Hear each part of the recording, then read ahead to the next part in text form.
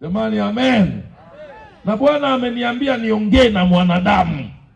Umeokoka unajua wewe, haujaokoka unajua wewe, ila Mungu anatafuta watu walio tayari kwenda mbinguni. Watu walioonewa na Shetani warejeshwe kwenye haki yao. Na hili ndilo Bwana amenituma jioni ya leo. Sema amen. Haleluya. Na nataka nizungumze maneno mazuri. Wiki hii nimekuwa nikizungumza habari ya kushinda nguvu ya mauti. Na leo nitaizungumza mauti moja kwa namna nyingine kidogo. Nataka kuzungumza kuishinda nguvu ya mauti, mauti ya mafanikio. Nisaidie kusema mauti ya mafanikio. Bwana asifiwe sana. Na kabla sijazungumza mauti ya mafanikio, nataka nizungumze ndoto 3. Alafu hizo ndoto nizitafsiri hapa, na kisha nisome andiko hili, nikueleze Mungu amenituma nini, alafu tuombe pamoja. Wangapi wako tayari kunisikiliza? Bwana akubariki sana. Ndoto ya kwanza, mama mmoja ni Mbeya alinipigia simu akaniambia, Katekela, nimeota ndoto, naomba unisaidie. Naongea hizi ndoto kwa sababu kuna watu wengi wanaota, na lengo langu ni tukemee hizo ndoto zisitokee tena kwenye maisha yako. Lakini ili zisitokee, ninayo kampeni jioni ya leo. Kampeni yenyewe Yesu amenituma hivi: yeye atakaye likiri jina lake na kuliamini na kumfuata yeye hatopotea kamwe. Hiyo ndio solution ya vita ya mauti ya Shetani. Maana Kristo alikufa na kisha akafufuka. Yeye hafi tena. Ukimwamini Yesu haufi tena kizembe. Semani haleluya. Yule mama aliniambia, mchungaji, nimeota ndoto. Mimi niko kwenye miaka 28 ya ndoa, lakini nimeota nafunga ndoa. Yaani ako na miaka 28, ni mke wa mtu na ana watoto 5, na wa kwanza yuko form 2, lakini anaota leo anafunga ndoa, mume wake yule yule. Asa akaniambia hivi, cha ajabu nikashangaa, mshenga ambaye ni besti tunajua, Bwana sifiwe, pale kwenye harusi tunakuta mwanaume hapa na mwanaume mwenzake hapa, mwanamke hapa na mwanamke mwenzake hapa, si ndio? Huyu si ndio tunamhitaji? Ndio besti, msimamizi, si ndio? Akasema nikamuona besti wa mme wangu anamletea mme wangu kitambaa cha sanda, na kile kitambaa cha sanda akamfunika kichwani, akaweka fundo shingoni. Tulipokwenda nyumbani tukakuta kitanda ni jeneza, alafu katikati ya jeneza amelala mtoto wangu wa kwanza. Nikaanza kuogopa. Wakati naogopa, wakaja watu wawili, ambaye mmoja ni mama yangu mdogo. Huyu mama mdogo akasema kwamba nitoke nje nikampokee mtoto mpya. Nilivyotoka nje nikakuta mtoto mpya ni vitenge 3 ambavyo vina kibuyu chenye damu. Nilipokataa, mama mdogo akasema sitaishi na mme wangu. Nikashituka ndotoni, nikamuuliza inna lillahi wa inna ilaihi rajiun. Nikamuuliza, wewe hiyo ndoa ipo hai kweli? Akaanza kulia, akasema, niombee hiyo misiba mume wangu asife, maana anaumwa. Nikasema, mama sikiliza, hiyo ndoto haihusu kufa. Haihusu kufa. Sio kwamba mume wako atakufa, ingawa umeona ameletewa nini? Sanda. Ila ni hivi, ndoa yenu ina washauri, familia yenu ina marafiki mnao waamini sana, lakini wale marafiki hata wao hawajui kwa nini wako na ninyi. Wamekuja kwa misheni. Misheni yenyewe ni nini? Ni kuiua ndoa. Lakini ndoa hiyo inakufa. Shida sio wewe wala mmeo. Shida anatafutwa mtoto. Siku zote, ngoja nikwambie, wangapi mnajua mchwa? Mnajua mchwa eh? Mchwa huwa unatambaa kwenye jembe, si ndio? Ukitafuna jembe lile lichuma la jembe linalolima, kinachotafutwa ni nini? Kinachotafutwa ni nini kwenye jembe? Ni mpini, si ndio eh? Kwa nini? Kwa sababu jembe ni chuma. Mtu anaale chuma lini? Wapi na wapi? Ila nyama ya mchwa ni mpini. Kwa jembe likitafunwa ujue mpini. Nisikilize vizuri.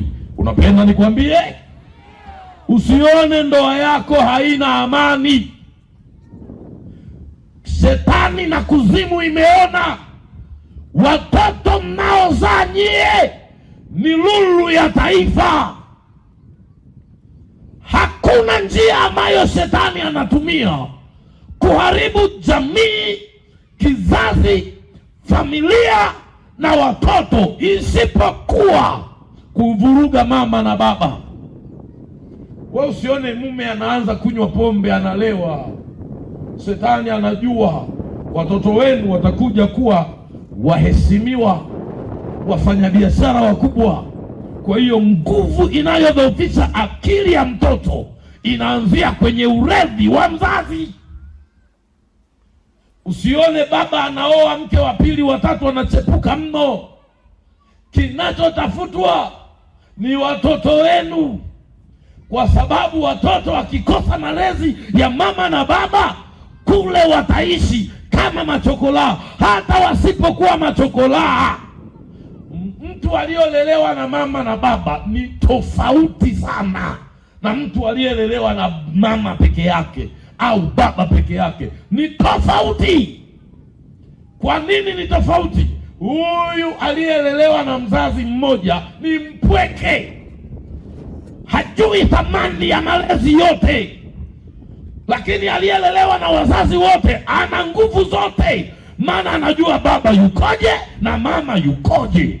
Ndoa inapovurugwa, kuzimu inakuwa imeona watoto. Nisikilize, unapenda niseme?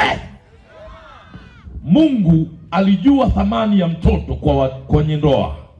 Wakati nyoka anamdanganya Adamu, target ya nyoka haikuwa kumuua Adamu, haikuwa kumharibu Adamu. Target ya nyoka ilikuwa ni kuharibu kizazi cha Adamu. Maana anajua mrithi wa baraka za Mungu sio Adamu. Adamu ni mtawala, ila mrithi ni mtoto wake. Akamdanganya Hawa, akamdanganya Adamu, wakala tunda. Walivyokula tunda wakalaaniwa. Lakini Mungu anamwambiaje nyoka? Naweka uadui kati ya wewe na huyo mwanamke, na kati ya wewe na uzao wa mwanamke. Kwa nini uzao? Maana uzao ndio unaomiliki na kutawala. Sasa nikamwambia yule mama, jeneza uliloliona chumbani kwako, maana yake wewe utakuwa ni sklepa kwenye ndoa. Ila kila mume atakapokuja atakuona wewe kama dada yake. Lakini mapenzi ya ndoa watayaona makahaba. Pesa yako wewe ungekula, ya mumeo wataila makahaba. Lakini kwa nini ukamuona mwanao wa kwanza ndiye yumo kwenye jeneza? Maana yake sio mtoto wako atakufa. Hapana. Industry and the project, yani miradi yote mtakayoanzisha wewe na mumeo haita survive. Mtaishia madeni, mtaishia hasara, mtaishia kukopa, kuhamahama na kuhangaika. Lakini wanaosuka mchongo ni watu wa nyumbani mwako. Kwa nini uliambiwa uchukue nguo, uchukue mtoto, ukakuta kibuyu unapewa mkoba wa kichawi? Akaanza kulia, nifanyeje? Nikamwambia option ni moja, okoka. Alipompa Yesu maisha, kumbe ni kweli mume alikuwa ameshaenda Malawi, alishaoa na wake 3 kule na ana watoto 7 kule. Mke hajui. Walikuwa wanaduka, wana baa kubwa pale mjini Mbeya Mwanjerwa. Wakashangaa mume baa ameuza na duka limefungwa, wamefirisika. Kumbe mali zote mume kahamishiwa Malawi. Mwanamke anateseka, wanalima mashamba, wakipata mazao yanaenda Malawi. Mke anajua mume kabadilika, kumbe uchawi unafanya kazi. Na leo ninanena katika jina la Yesu, kuna mtu vita ya shetani imesakama ndoa yako. Haisivyo Bwana, kuanzia leo walioikalia hatima yako waiachie. Ninanena katika jina la Yesu, na Roho Mtakatifu yuko hapa. Ananiambia kuna mtu amefungwa, kila kazi anayoifanya haina faida, inaishia hasara, inaishia laana, fedheha na aibu. Kama Bwana aishivyo, katika jina la Yesu, liamini jina la Yesu leo. Yaliyoshindikana kwa wanadamu, kwa Yesu yote yanawezekana. Tamani, haleluya. Tambua tu mahali unapoishi na kinachokupasa ni nini. Sio kila kitu ni cha kawaida. Haya maisha ni mazuri kwa kuyaona nje. Hii dunia ni nzuri kwa kuiona nje. Yaliyofichwa ndani ni mazito. Lakini nataka nikwambie, utaishi salama kama ukiwa na Yesu. Utaishi salama kama ukiwa na Yesu. Walio na Yesu hawarogeki. Samani, haleluya. Si umenielewa? Tuko pamoja? Naomba nisome Biblia. Tuko pamoja Kitabu kile cha maombolezo ya Yeremia, sura ile ya 5, mstari ule wa kwanza. Soma mistari michache, nisikilize vizuri. Maandiko yanasema hivi: Bwana, kumbuka yaliyotupata, utazame na kuiona aibu yetu. Urithi wetu umegeuka kuwa mali ya wageni, na nyumba zetu kuwa mali ya makafiri. Tumekuwa yatima waliofiwa na baba, mama zetu wamekuwa kama wajane. Tumekunywa maji yetu kwa fedha, na kuni zetu tunauziwa. Watufuatiao wako juu ya shingo zetu. Tumechoka tusipate raha yoyote. Tumewapa hao wa Misri mkono, na Waashuru nao ili tushibe chakula.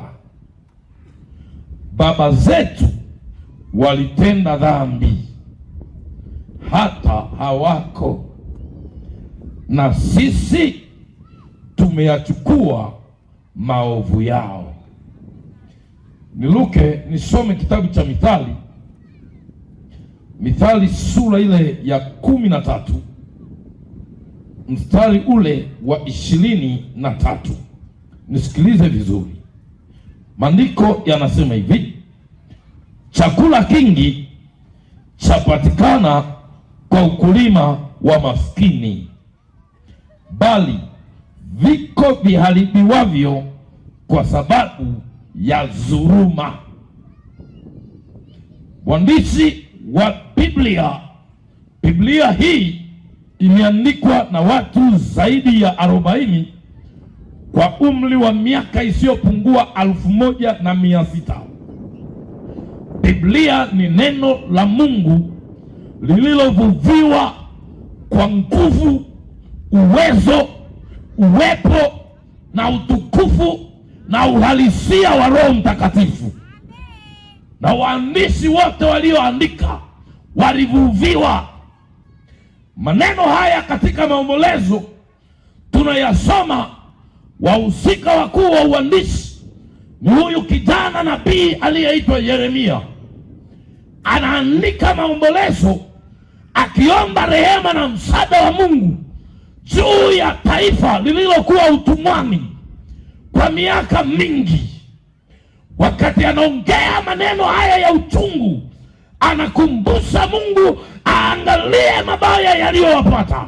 Kwa nini mabaya? Waisraeli hawa walikuwa Babeli chini ya utumwa kwa miaka mingi isiyopungua 70. Unapenda niendelee? Nisikilize vizuri.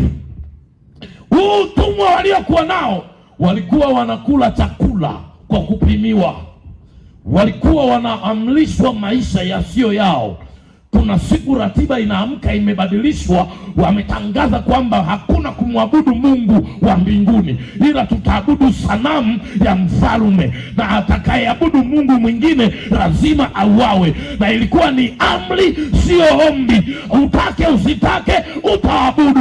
Na watu waliabudu, Wayahudi waliabudu, ingawa walitokea wachache akina Hanania, Mishaeli na Azaria wakakataa, wakasema hatuabudu sanamu. Lakini adhabu walitupwa kwenye moto ili waungue. Ingawa Bwana aliwasaidia, lakini sheria ya Babeli ilikuwa bado ni ile ile. Jamani, haleluya! Waisraeli walikula chakula ambacho sio cha kwao. Walikula mtama badala ya nyama. Walikula mtama badala ya mboga nzuri. Hawakula wali, hawakula pizza wala baga wala ugali waliotaka. Walipimiwa kwa adhabu. Mwandishi huyu anaandika, anamwambia Mungu, kumbuka haya maovu yaliyotupata, uitazame aibu hii na kuiona, maana urithi wetu umegeuka kuwa mali ya wageni, na nyumba zetu zimekuwa ni mali ya makafiri. Tunachoka, hatuna raha yoyote, tuna maji yetu wenyewe tunauziwa, hata wanaotufuatia wako shingoni mwetu. Lakini akikukutoa maneno haya, anakumbuka chanzo cha vita ya uchumi wao, chanzo cha utumwa wa maisha yao. Anaongea neno hili ya kwamba baba zetu walitenda dhambi. Jamani, haleluya! Naomba unisaidie kusema pamoja na mimi. Sema, baba zetu walitenda dhambi, hata hawapo. Hata jana niliongea topic hii. Bwana asifiwe. Ngoja nikufafanulie hili neno la msamiati kidogo. Biblia hii imeongea kwa msamiati kutokana na lugha mbalimbali ikiwemo Kiaramu na Kigiriki. Lakini hapa inaposema baba zetu, kuna Tanzania tuna tafsiri aina mbili. Baba mkubwa, baba mdogo na mdogo wake. Hawa si ndio tunaita baba zetu, si ndio? Lakini hii Biblia haimaanishi hivyo. Haimaanishi hivyo. Inamaanisha hivi, mimi si ni Amieli. Jamani, Bwana asifiwe. Mimi si Amieli. Baba yangu anaitwa Yaredi, si ndio? Babu yangu anaitwa Katekela. Sasa huyo Katekela babu yangu ana baba yake ambaye anaitwa Mnyavu. Huyo Mnyavu ambaye ni babu yake na baba, mimi namuitaje? Wataalamu wa Kiswahili, huyo babu wa baba mimi namuitaje? Namuita baba. Baba mkubwa, si ndio? Sasa huyo baba mkubwa ambaye ni babu wa baba ana baba yake ambaye kwa baba huyo anaitwa baba mkubwa, si ndio? mimi namuitaje? Namuitaje? Namuita babu mkubwa, si ndio? Na yule babu ana baba yake.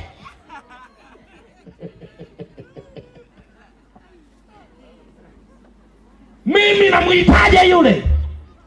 Tunakuja kwenye majibu haya, babu baba, babu baba, babu baba mpaka dahari. Tunaelewana Kwa hiyo Biblia inaposema baba zetu, inachomaanisha ni baba, baba yake baba, babu yake baba, babu yake babu, babu yake babu yake babu yako kule. Tunaelewana Biblia inaposema alitenda dhambi hata hawapo. Hebu naomba ukokotoe sasa. Naongea na wewe. Bwana asifiwe. Nahubiri mkutano lakini naongea na wewe. Kokotoa baba yako. Alikuwa ameokoka kwani? Babu yako je? Baba yake babu? Babu yake babu? Bwana atusaidie. Nisikilize nikwambie kisa hiki cha Biblia. Yeremia anaongea huu nabii na haya maombi, anaomba toba, lakini toba hii, dhambi iliyowapeleka Israeli Babeli, ilisababishwa na babu zao, babu yao wa mbali. Mfalme mmoja aliyeitwa Hezekia, yule aliyeongezwa miaka 15. Huyu Hezekia huyu, baada ya kuongezwa miaka 15 ya uhai, Biblia inasema alitengeneza nyumba yake, akaboresha mahali pake, akaanza kujifurahisha nafsi yake. Wakati anafurahi, Mungu kuna sheria alikuwa ameitoa juu ya Israeli. Sheria yenyewe ni marufuku adui wala mgeni kuingia kujua siri wala mahali pa ndani pa nyumba ya Mungu wala nyumba ya mfalme. Lakini mfalme wa Babeli akatuma wajumbe waende kwa mfalme Hezekia, wakampe salamu ya pole, wakampelekea na zawadi. Walipomfikishia akafurahi. Alivyofurahi, furaha ikazaa hatari. Akawapeleka nyumbani kwake, kwenye hiyo nyumba siri yake, kaanza kuwaonyesha vitu vyote ambavyo Mungu alisema asifanye hivyo. Akatoka hapo akaenda hadi hekaruni, kawaonyesha mpaka sanduku la agano la Bwana, mpaka bahari ya kioo ya Bwana, mahali patakatifu wanapoingia makuhani. Yeye akawapeleka watu ambao ni wananzengo. Kilichotokea, unapenda nikwambie? Nabii akatumwa anaitwa Isaya mwana wa Amos. Akafika kwa Hezekia akamwambia, ulichokifanya unakijua? Hawa uliowaonyesha vitu vyako wamerudi kule kwa furaha, lakini Bwana atawaruhusu kwa miaka usiyoijua wewe. Watauhusuru mji wa Yerusalemu, watalihusuru na hekalu la Mungu wako. Watawakamata watoto wako na wajukuu zako, na hao watachinjwa hapa, na wengine watatobolewa macho, na vijana hapa watafanywa mahanithi, yani matoashi kule kwenye nchi yake, na wengine watapotelea huko, hawatarudi, na utumwa ule utawagharimu miaka mingi. Hezekia akamuuliza Isaya, vipi kwa habari yangu? Mungu amesemaje? Isaya akamwambia, Mungu amesema kwa habari yako, kwa kuwa amekuongeza miaka 15, wewe utalala kwa amani kwenye makaburi ya baba zako. Aya, Hezekia aliposikia atakufa kwa amani, akasema hivi, hili neno alilolisema Bwana ni jema. Bora mimi nife kwa amani, watoto ndo wakasote. Na kweli alikufa vizuri Hezekia, akazikwa kwenye makaburi ya Daudi. Ila wajukuu huko wakausuliwa na mfalme Nebukadneza. Mfalme ni mtu wa kwanza kutobolewa macho, watoto wake wakachinjwa.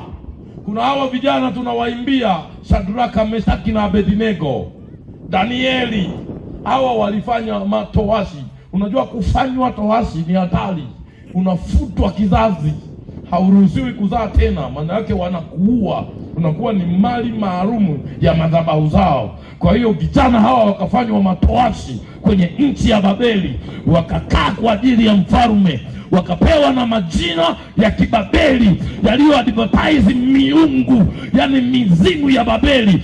Hili jina Shadraka, Mesaki, Abednego, sijui Belteshaza, ni majina ya mizimu. Hawa waliitwa Hanania, Mishaeli na Azaria, na huyu aliitwa Danieli, majina ya kirokole kabisa, lakini yalibadilishwa kwa ajili ya utumwa. Bwana atusaidie. Kilichotokea huko, tayari Israeli na ratiba ya kuishi ikabadilishwa. Kumbuka, utumwa ukawa ni miaka 70. Yeremia ni mmoja wa wajumbe ambao hawakurudi Kanani, hawakurudi Yerusalemu. Kifo cha Yeremia, amefia Misri yule jamaa, hakurudi Kanani. Lakini sio matakwa ya Mungu, ila ni adhabu ya hii dhambi ya babu yao Hezekia. Unapenda nikwambie? Mwingine huko hapa, babu yako alikuwa ni mganga wa kienyeji, na unajua usitafute mchawi anayeroga maisha yako mbali. Mwingine unatoka kwenye ukoo, unajua kabisa mimi kwetu ni machifu, na unamtaja na jina chifu na ni nani. Ukisikia neno chifu, sio mbunge. Chifu sio mkuu wa wilaya wala mkuu wa mkoa. Chifu ni kiongozi wa imani za ushirikina, ni kiongozi wa imani za kiganga na za kichawi. Ndio maana hata avae suti lazima na ngozi iwepo. Ni mtambikaji mkuu. Kama angekuwepo hapa chifu, angekuja tubishane. Uzuri Iringa ni kwa machifu hapa.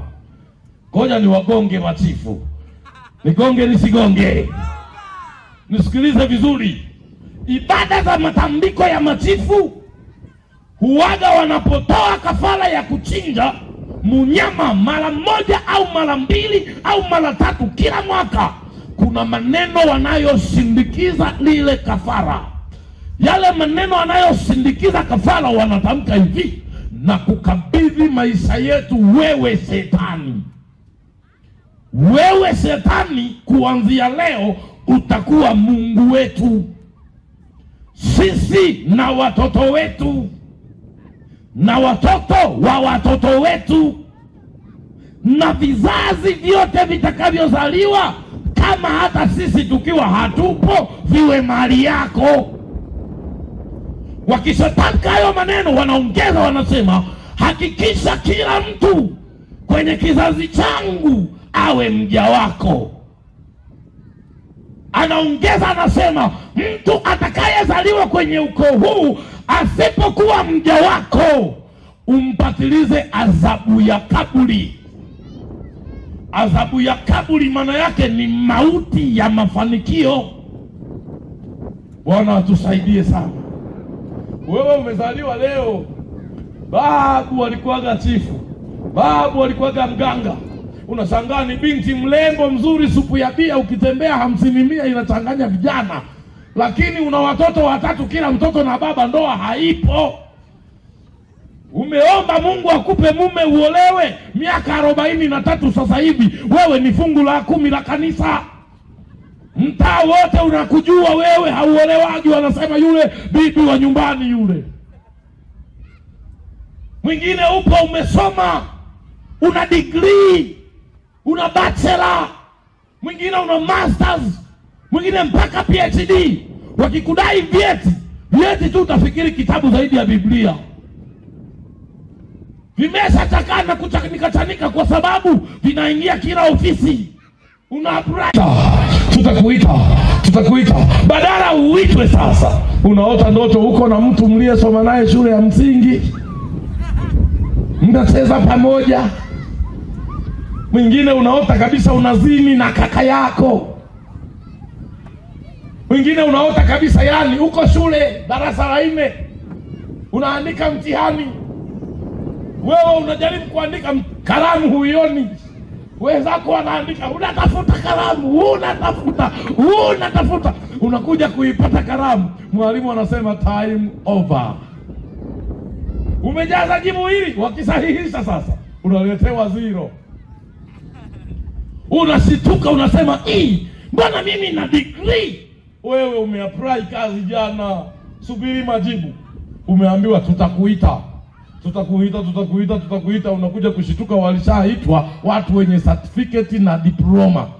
Wewe na PhD zako umebaki na vyeti nyumbani. Nisikilize nikwambie siri hii. Shida sio kwamba ofisi ni mbaya. Shida sio refa. Shida sio rushwa. Shida wewe, mafanikio yako yamekufa. Aliyeyaua ni nani? Ni madhabahu zilizotolewa kafara, hata yamkini haujazaliwa. Nisikilize nikwambie, Biblia imesema Kristo Yesu amefufuka. Aliwe ondoleo la dhambi. Kwa kufufuka kwake sisi ni washindi. Jamani, haleluya! Ndio maana maneno yamesema hakuna hukumu ya adhabu juu yao walio katika Kristo Yesu. Maana ile sheria ya roho wa uzima imetuweka huru. Waliokoka, haleluya! Naomba nikugonge msumali na wewe. Kama umeokoka na bado unaonewa na mizimu, wokovu wako bado ni wa kifafa. Nisikiliza nikwambie, sisi tuliokoka hatuonewi na wachawi. Never.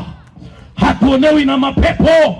Never. Ni bendera chuma, mlingoti chuma, shika unate, gusa uvimbe. Hey! Wakati mimi nimeokoka, nimeshangaa babangu ni bishop kama Swenya. Lakini nyumbani kwetu kulikuwa na sheria hivi. Mwanaume akioa mimba ya kwanza lazima itoke mpaka mimba ya 4. Zikishatoka mimba 4, mtoto wa kwanza kuzaliwa lazima afe, na mtoto wa pili lazima afe, wa 3 ndiye anaishi. That was the protocol of our family. Familia yetu ndio ulikuwa utaratibu huo. Na hii ni kwa nini? Nakwambia hapa sikucheki. Babu yangu mimi huyo Katekera alikuwaga ni chifu. Ndio watambikaji wa kule Tanganyika kule. Wakati Nyerere anadai uhuru, babu yangu alikuwa mmoja wa wapiga ngoma pale na wacheza simbi. Kwa hiyo wakati sisi kwetu mababu asili yao ni machifu. Na ndio alikuwa anaitwa Chifu Kayandabira Mutamawiti Imbi. Sasa huyo babu Mungu alimjalia dakika za mwisho kabla afe akaokoka. Lakini alivyookoka alitengeneza yeye na Mungu, kisha akafa. Ila ile madhabahu hakuivunja. Kilichofanyika ni hiki, nisikilize. Babu huyo alizaa watoto 12. Katika watoto 12, vijana wake alikuwa akikuwa kijana, akifika umri wa kuoa, yani harusi ni kesho, leo anakufa. Watoto 10 wakafa wote. Kisa hawakuisujudia madhabahu ya chifu. Mungu mwema. Yupo baba yangu mkubwa ambaye aliitwa Enos. Yule akagundua kinachoua ndugu zake ni nini. Anakaribia na yeye kuoa, akauona mchezo unamtafuta kufa. Akajisalimisha kwa Yesu haraka sana, akaokoka. Alivyookoka baba mkubwa, akaoa ndoa takatifu, akazaa na watoto. Sasa hivi mimi na dada wengi, watoto wa baba mkubwa na kaka 2 wazuri sana. Na baada ya kuoa akawa ni askofu wa Elim Pentecost, ndio ile nilisema jana. Akafika baba zamu yake. Baba amefika tarehe ya kuoa, akapigwa hernia na kuzimia. Hoi, wametambika, wamezindika, ikashindikana. Kalazwa makaburini, wanafukia, wanaacha kakichwa nje. Siku 3 wanamwogesha damu za mbuzi, baba haponi ng'o, hali ya kufa. Kaka yake marehemu baba mkubwa akamjia akamwambia, dogo, sikiliza nikwambie, mizimu yetu haitatusaidia, imeua ndugu zetu. Amua na wewe, fuata niliko, Mungu wetu atakusaidia. Baba akakubali, akakata shauri. Alipokata shauri akaombewa. Alipoombewa tu, nguvu za mizimu zikamwachia. Harusi ikaahirishwa, akatoroka kaenda Mwanza. Amefika Mwanza akawa mvuta bangi teja hatari, kwamba kwa kuwa basi mizimu imeninyima mke wangu, basi niishie kwenye pombe. Wakati anakunywa lile neno aliloambiwa na kaka yake, akalikumbuka, akasema, mizimu haitatusaidia, Mungu wa walokole atatusaidia. Siku moja akasikia Moses Kulola anahubiri pale Nyamagana, akaenda kama kushangaa, bangi imembangua vibaya mno, yuko kifua wazi. Alipoisikia injili, we mashetani, mizimu yote kwisha. Baba akaenda kuokoka. Tangu alipookoka baba amefariki mwaka juzi, ameacha watoto 11 hai, na sisi tupo mpaka leo. Katekela ni mchungaji kama babake.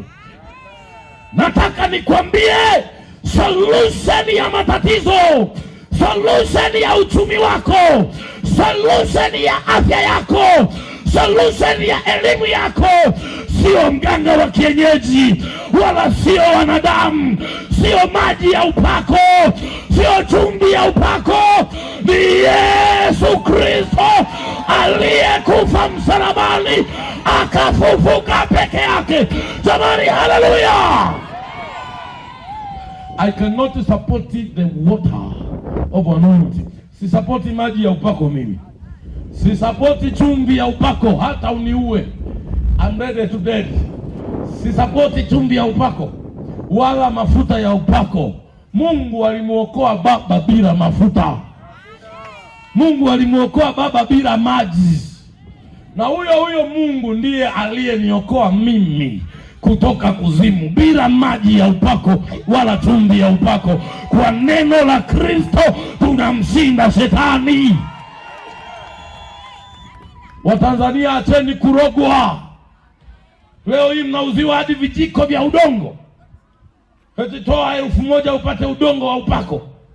Udongo wenyewe unatolewa Mtwara. Udongo unatolewa Songea. Kwani Songea ni mbinguni pale? Hamna mizimu Songea. Wamakonde hawana mizimu wale. Sawa wewe. Sasa situka. Bwana atusaidie. Amen. Mnaletewa maji ya upako, maji yenyewe yanatolewa kisima. Yanatolewa kisima hapo. Kopo zenyewe zimetengenezwa kiwandani. Zinalipiwa hela. Zinapigwa na brandi ya mtu, afu mnaambiwa ya upako. Upako ni nini kwani? Sikiliza nikwambie, upako sio maji wala sio mafuta. Upako ni uvuvio wa Roho Mtakatifu unaofanya kazi wakati wa huduma. Sio maji. Mnapotoshwa ndiye. Nilimsikia mchungaji mmoja pale Dodoma wa TAG akasema siku moja na yeye atakuja atumie mafuta ya upako. Nikasema labda uhame TAG. Ukitumia tu hata mtoka mbali asikuone. Katekela nakuja kama shetani. Yaani we. Sisi tumeapa hatuko tayari kunywa mafuta wala maji. Hamna. Tumeapa damu ya Yesu itatutosha na neno la Kristo litatutosha. Sema amen. Bwana asifiwe. Yaani mimi mpaka kufa nakataa maji ya upako. Nakataa. Uzuri mimi, sikiliza, nilikuwa chief stase ya Kabulalo, Takienja White Craft. Hizo chumvi, hayo mafuta, hayo maji, manabii wengi si ndo tulikuwa tunawapa. Wanakuja kuambia watu Yesu amewatuma. Kumbe sio Yesu, ni sisi. Sasa leo mimi ndo nilikuwa na watuma, leo nimeokoka, alafu hivyo vinyangarakata nije kukuletea wewe huo uongo. Mimi sishiriki, hamna. Bora nikwambie ukweli ufe unajua. Jamani, haleluya. Ila nguvu ya Mungu itakayokutosha ni kwa maombi na neno la Kristo hili, ufundishwe, ulielewe, ujazwe nguvu ya Roho Mtakatifu. Nje hapo hapana. Bwana asifiwe. Sasa hivi dini nyingi zimekuwa na biashara tu, ujanja tu, usanii tu. Lakini nataka nikwambie njia ya Mungu imenyoka. Njia ya Mungu haipindi. Na nataka nikuibie siri, Mtanzania, wewe unayemtamani Mungu, njia ya Mungu imenyoka. Haiturehemu kwa makosa yetu wala udhaifu, inaturehemu sawa sawa na neno lake. Bwana asifiwe. Kumbuka kwenye kitabu cha Ezekieli, Ezekieli yes, anaongea Mungu, anamwambia Ezekieli kwamba watu wajapofanya dhambi na hukumu yangu ikaja juu yao, nataka kusema amini nawaambia, ajapokuwepo Nuhu au Ayubu au Danieli au Daudi, watajiokoa nafsi zao.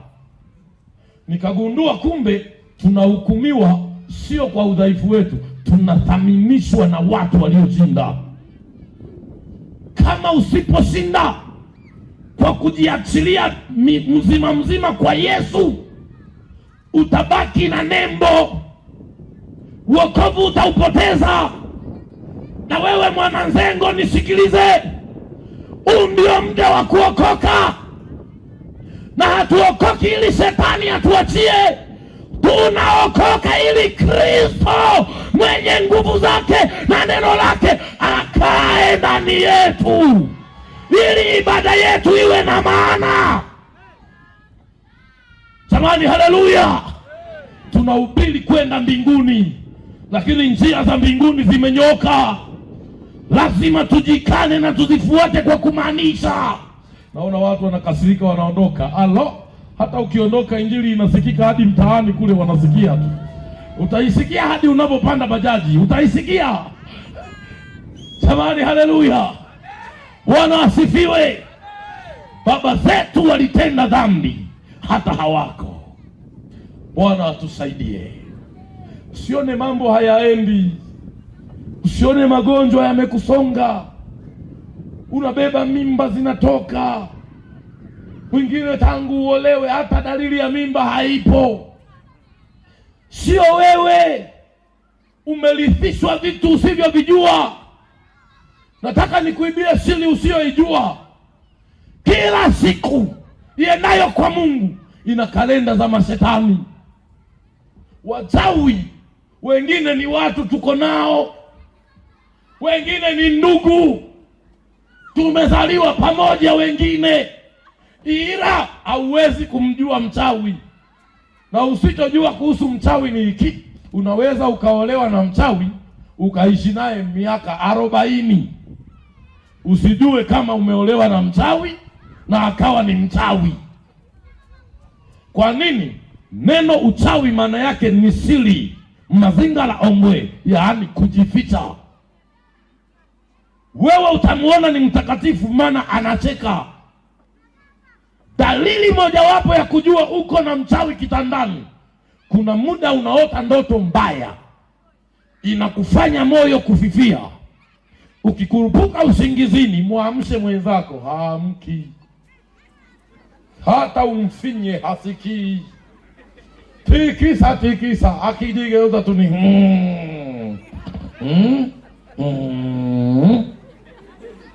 sio yeye aliyekuotesha hiyo ndoto, ni yeye, ila hiki ni kivuli chake. Mmebikwa mbuzi, wewe umelala na nguruwe tu kitandani, yeye yuko amewanga huko.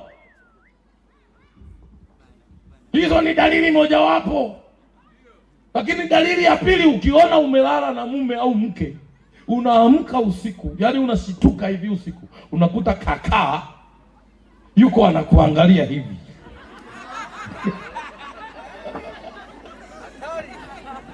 Ujue hatari. Watoto wanasema goodbye.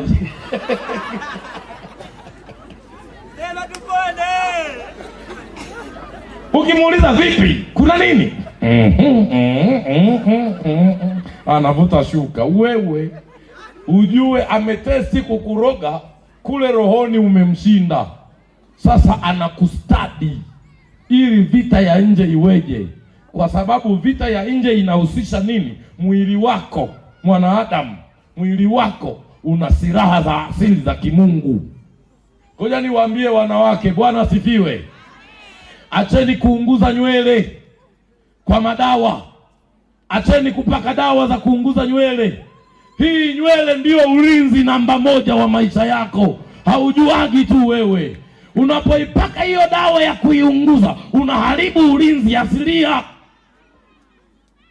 Acheni kuvisuka virasta. Kwa kuwa kwenye rasta kuna rasta zingine zinatoka kuzimu. Unajikuta umeweka kodi namba satanisti ambayo ni mlango wa mapepo kukuingia.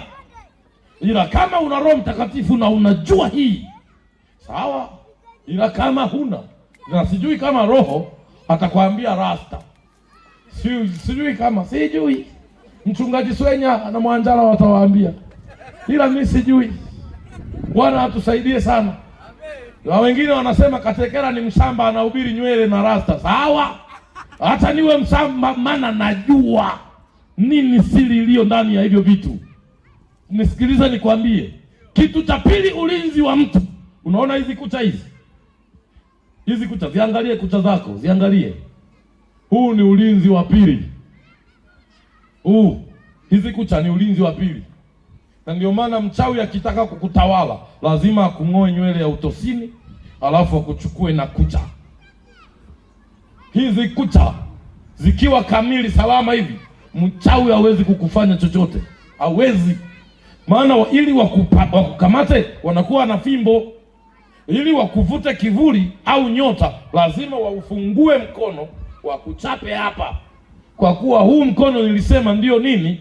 Ndio nyota yako, hatima yako, sawa Lazima wakupige hapa. Wakikupiga hapa ile fimbo, wanakuita kwa jina lako la kuzaliwa. Immanueli Immanueli. Immanueli. Akiinua fimbo, wewe kivuli kinabaki kitandani, ila wewe unaamka. Ndio dalili ya kwamba wewe umepelekwa ni nini ukiwa ni wewe. Dalili ni hii. Bwana asifiwe. Nigonge nisigonge. Ukiona hiyo dalili ujue tayari. Unaota unafanya kazi, unalima, huku unapigwa, unalima, unachoka sana. Huko ndotoni.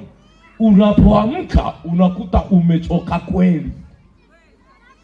Kama ni kweli ulikuwa unalima. Hiyo ni dalili ya kwanza kwamba walikubeba.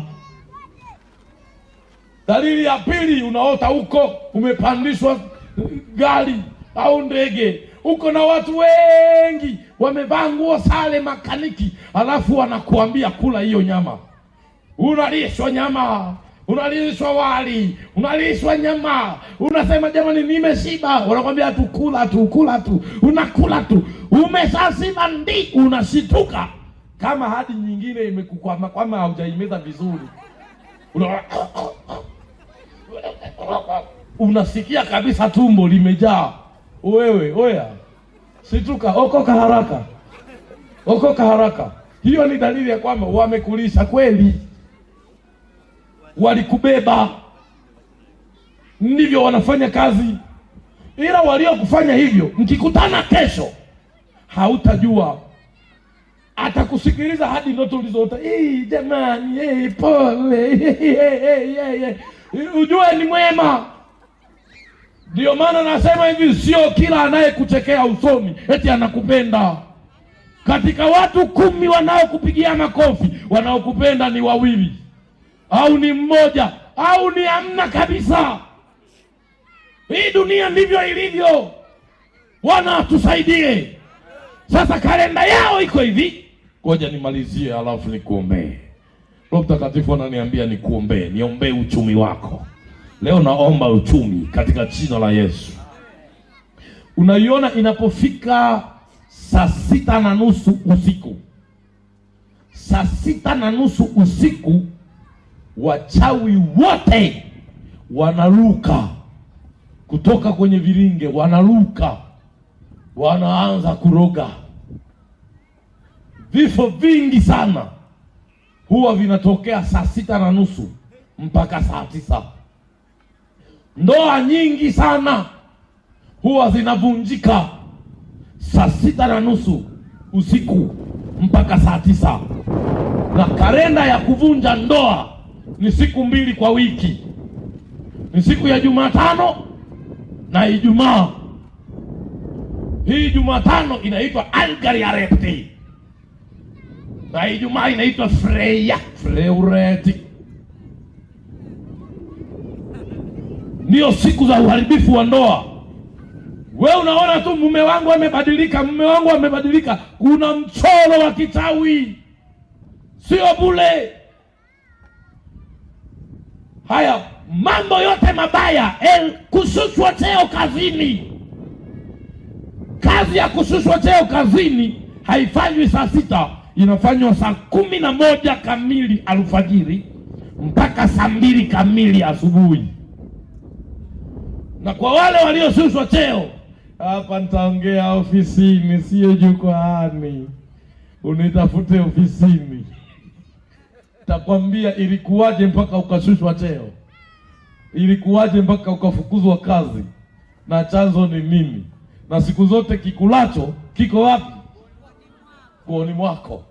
Nataka niwaambie hivi, Mungu hamjaribu mtu kwa kumtesa. Biblia inakataa kwamba Mungu hamjaribu mtu kwa maovu. Mungu mwenyewe amejieleza, Mungu hapendi hata mmoja wetu apotee. Ndio haiba ya Mungu, hapendi tuteseke. Ila mateso yanasababishwa na vitu viwili. Kitu cha kwanza, maovu yetu na dhambi yanamtoa Mungu kutusaidia. Lakini kitu cha pili, dhuluma. Chakula kingi kinapatikana kwa ukulima wa maskini, ila vingi vinaharibiwa kwa sababu ya dhuluma. Dhuluma gani? Nguvu za giza.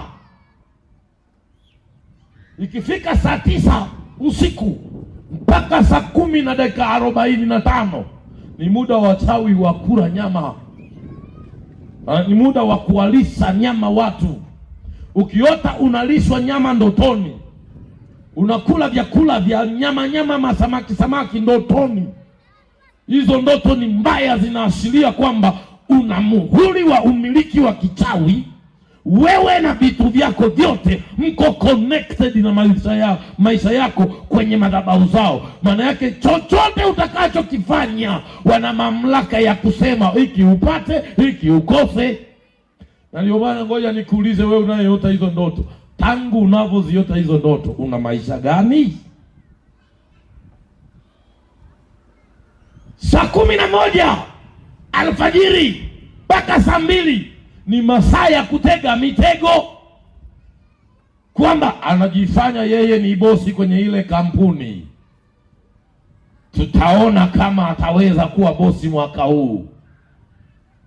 Tumtege sumu, tumtege magonjwa, tumletee mfanyakazi, tumletee hiki, tulete hiki, ale hivi, achukue hela hivi na hivi, mwisho afukuzwe kazi, atolewe kwenye system, iwe hivi. Kwa wewe unaishi kila ukienda kazini ni skendo, kumbe nyuma kuna agenda imesukwa, imetolewa kafara ili wewe ufirisike. Hebu sema kwa jina la Yesu, mimi sitaguswa tena. Katika jina la Yesu aliye hai, sema amen. Usione mabaya yanatokea, yanasukwa. Saa 5 asubuhi mpaka saa 7 ni muda wa kutengeneza zana za kichawi na kumkabidhi shetani siku.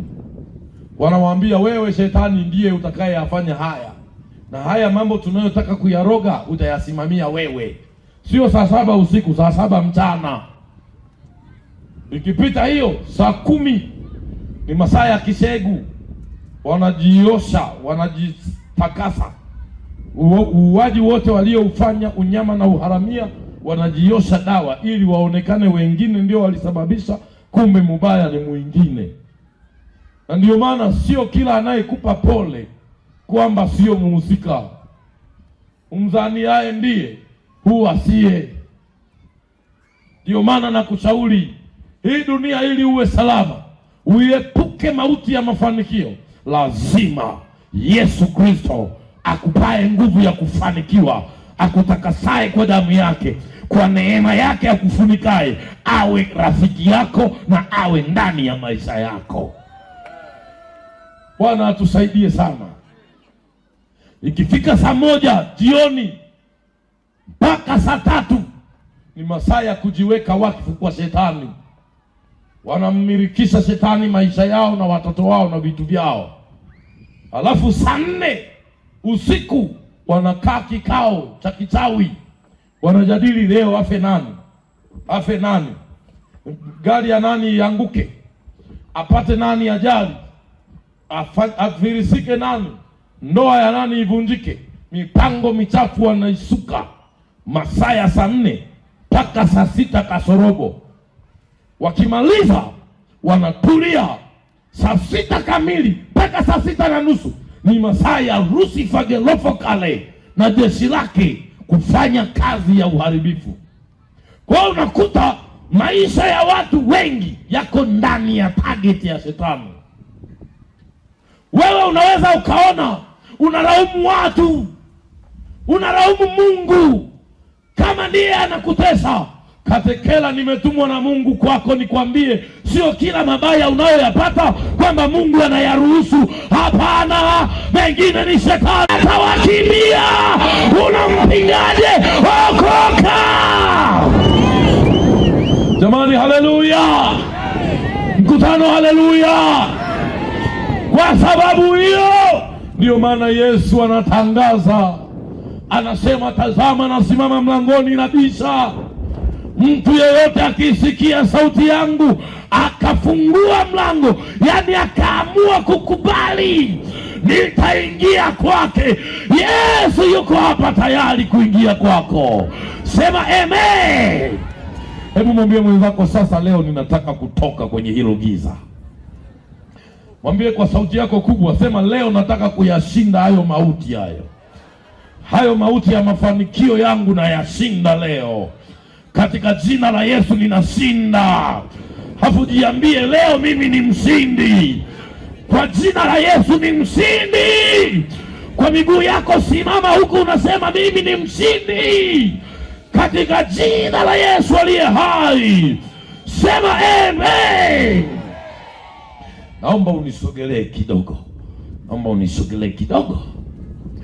Yesu wala